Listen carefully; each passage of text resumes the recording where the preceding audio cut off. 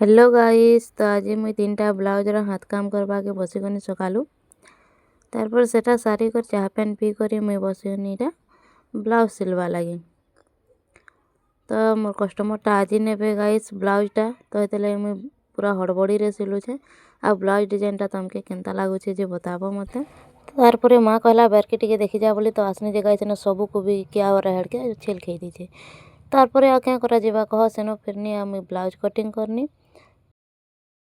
ये ब्लाउजटा मन के बहुत दिन है गाइस आसला ना मुझे अलसिया नहीं क्या करब तो रही जाइए। तो यहाँ मुझे कम्प्लीट करदेनी काटबाटा।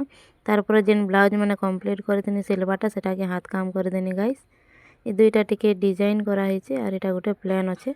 तो ये डिजाइन मन के केनता लागला मते बताबो।